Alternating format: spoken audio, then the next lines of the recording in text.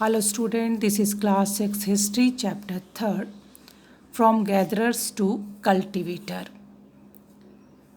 Gatherer means इकट्ठा करने वाले और cultivator means बोने वाले या एग्रीकल्चर प्रोड्यूस करने वाले।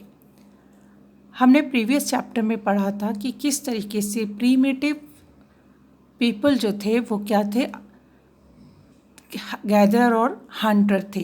मतलब वो प्लांट्स और एनिमल्स को इकट्ठा करते थे, उनको मार के खाते थे, ठीक है ना, हंटिंग करते थे। फिर धीरे धीरे वो क्या बने, कल्टीवेटर। वो एग्रीकल्चर करने लगे, एनिमल्स को डोमेस्टिकेटेड करने लगे। The rise of agriculture has widely been regarded as one of the most important shift in human existence. अब एग्रीकल्चर जो था, जैसे उन्होंने क्या सीखा, एग्रीकल्चर सीखा, और ये क्या था, एक बहुत ही इम्पॉर्टेंट शिफ्ट हुआ, बहुत ही महत्वपूर्ण परिवर्तन हुआ ह्यूमन के जीवन में। The advent of farming is one of the most revolutionary advance in human history. और यदि हम देखें ह्यूमन हिस्ट्री में, वो एक क्या थी, बहुत बड़ी रेवोल्यूशन था, क्रांति थी। Farming is believed to have started around 10,000 years ago in the Near East, an area roughly comprising today Syria, Lebanon, Jordan, Iraq, Turkey. From there it spread across Europe. ये माना जाता है कि जो फार्मिंग थी वो 10,000 ईयर पहले शुरू हुई थी, ईस्ट के आसपास, जो ईस्ट है वहाँ पर शुरू हुई थी। लगभग जो एरिया है, माना जाता है जो आज का एरिया है, उसमें क्या है, सीरिया, लेबनान, जॉर्डन, इराक और टर्की, जो ये एरिया हैं, सबसे पहले यहीं पे क्या हुई थी, खेती की, फार्मिंग की शुरुआत हुई थी, और उसके बाद ये पूरे यूरोप में फैल गई। Farming begins on a part of the land that came known as a fertile crescents. और जो फार्मिंग वाली लैंड थी उसको क्या कहा गया, फर्टाइल क्रिसेंट कहा गया। क्रिसेंट होता है चंद्राकार, मतलब चंदा के जैसा आकार होता है ना, अर्धचंद, आधा चंदा का आकार होता है, वो फर्टाइल होता है, उपजाऊ, और क्रिसेंट नाम दिया गया उस जगह को जहाँ पर क्या थी, खेती स्टार्ट हुई थी।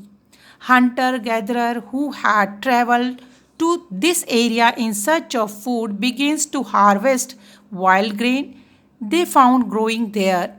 They scattered spare grains on the ground to grow more food. The main crops grown on fertile crescent were wheat and barley.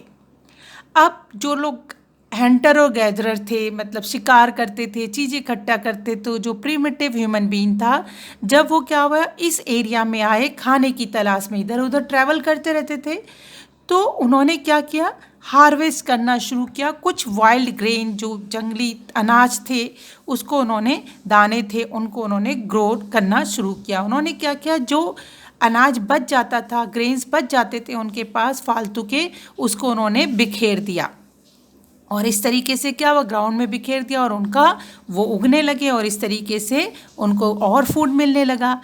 और उस समय जो उस एरिया में क्रॉप बोई गई, फर्टाइल क्रेसेंट में क्रॉप बोई गई, वो थी वीट और बार्ले, वो था गेहूं और जौ।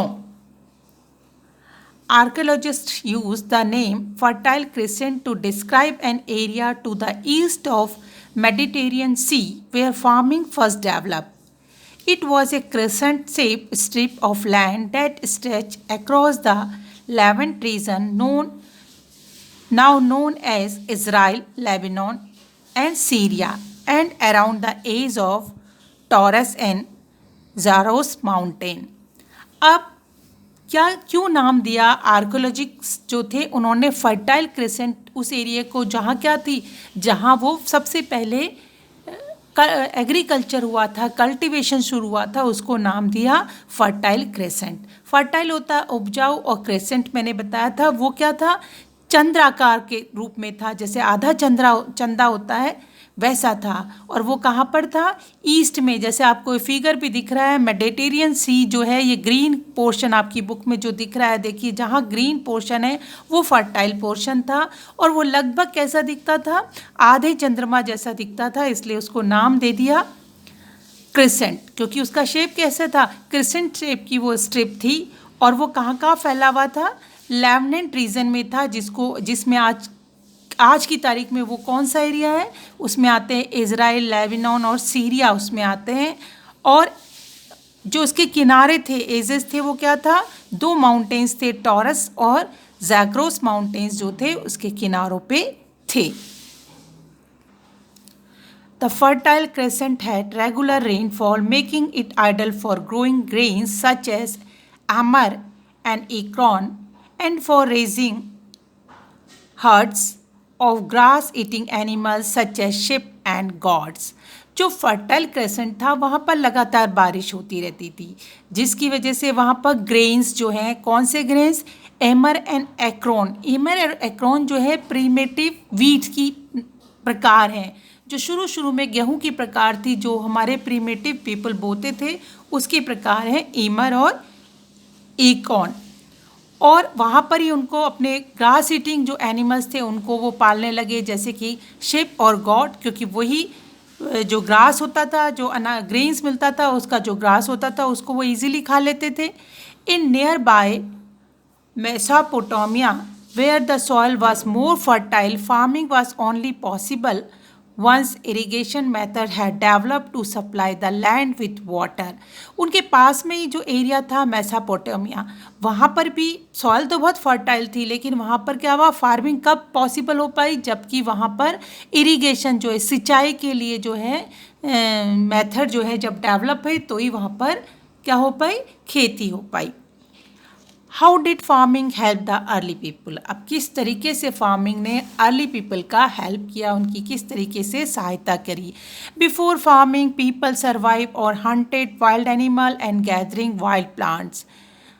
जब फार्मिंग नहीं करते थे, खेती नहीं करते थे, तो अपने जीने के लिए क्या करते थे, पशुओं को मारते थे, वाइल्ड एनिमल्स को मारते थे, उनका शिकार करते थे, और ऐसे ही जो प्लांट्स थे उनको क्या करते थे, गैदर करते थे, इकट्ठा करते थे। When supply run out this Hunter gatherer move on. और जैसे ही वहाँ पर पानी, वो प्लांट्स और एनिमल्स कम हो जाते थे उस एरिया के, वो दूसरी जगह चल देते थे। Farming means that people did not needs to travel to find food. अब फार्मिंग की वजह से उन्हें एक जगह से दूसरी जगह जाना नहीं पड़ता था, क्योंकि वहीं पे उन्हें फूड अपना मिल जाता था। Instead they begins to live in settle communities and grew crops और raised animal on the land around them.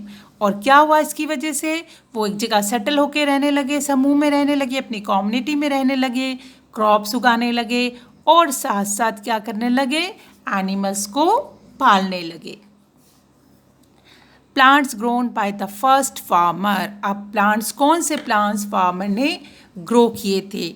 In the fertile crescent farmer grew tall wild grasses including an early type of barley and primitive variety of wheat called emmer and einkorn सबसे पहले उन्होंने क्या किया, एक तो barley बोई, और शुरू की प्रीमेटिव वैरायटी जो थी, बहुत पुरानी वैरायटी जो थी गेहूं की, जो थी इमर और इरकॉन, उन्होंने बोना शुरू किया। This naturally produce large grain seed were tasty and nourishing. और इसके जो सीड होते थे इस ग्रेन के, वो बहुत ही टेस्टी होते थे, और क्या थे, वो पोषक तत्व भी उनमें रहता था, न्यूट्रिएंट भी उनमें अच्छे रहते थे।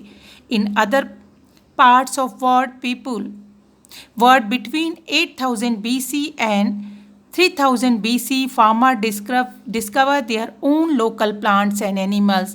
इसी तरीके से क्या हुआ, और भी वर्ल्ड में दूसरी जगह 8000 BC 3000 BC में कुछ फार्मर्स ने क्या किया, उन्होंने और जो लोकल चीज़ें वहाँ पर होती थी, प्लांट्स और एनिमल, उनको भी डिस्कवर कर लिया। People in the south west Asia began growing wheat and barley. अब साउथ ईस्ट में तो क्या बोने, साउथ वेस्ट एशिया में तो क्या बोने लगे, व्हीट और बार्ले बोने लगे। दे ऑल्सो डोमेस्टिकेटेड पिग, काव, गॉट, शिप, और क्या पालने लगे, पिग, काव, डॉग और शिप को पालने लगे। From there farming spread into south eastern Europe. और वहाँ से फार्मिंग कहाँ स्प्रेड हुई, कहाँ फैली, साउथ ईस्टर्न यूरोप में चली तक फैल गई। By 4000 BC, farming was an established economic activity in Europe. और लगभग 4000 BC में क्या हुआ कि ये एक क्या हो गई, इकोनॉमिक एक्टिविटी हो गई। मतलब लोग ज़्यादा से ज़्यादा इसको करने लगे और कह सकते हैं अपने आर्थिक हालत को सुधारने के लिए वो फार्मिंग करने लगे। At about the same time, around 6000 BC, people had begun growing wheat, barley in the Nile Valley in Egypt. अब नाइल घाटी जो थी वहाँ पर भी क्या करने लगे, बार्ले और वीट बोने लगे इजिप्ट में। Farming soon spread along the Nile river and into the region in the Africa. और नाइल रिवर से होते होते अफ्रीका के दूसरे रीजन में भी लोग क्या करने लगे, फार्मिंग करने लगे। In Central Africa, different types of crops emerge. There people grow root crops called tubular, which included yams. अब सेंट्रल अफ्रीका में लोग कुछ और तरीके की क्रॉप्स भी बोने लगे, जैसे कि वहाँ पर रूट क्रॉप जो जड़ों जिनकी जड़ें खाई जाती है, ऐसी क्रॉप जिसमें कि याम्स होता है, रतालू होता है, ज़मीन के अंदर इसको बोया जाता है और वहीं से ये क्या निकलता है, एक जड़ जैसा निकलता है और उसको लोग खाते हैं। आज भी हम लोग उसको यूज़ करते हैं as a vegetable. They also grew fruit crop such as bananas. और अब वो फ्रूट क्रॉप भी बोने लगे जैसे कि बनाना।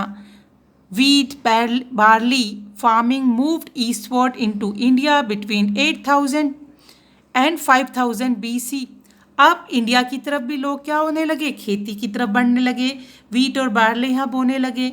और by 6000 BC people in northern China were growing a food grain called millet and were domesticating dog and pigs. अब चाइना में भी फूड ग्रेन कौन सा, एक नया फूड ग्रेन था जिसको कहते हैं मिलेट, वो बोने लगे। मोटा अनाज जिसमें हम बहुत सारी चीज़ें आती है, आपका बाजरा, ज्वार, रागी, ये चीज़ आते हैं, वो बोने लगे और डॉग और पिग को पालने लगे।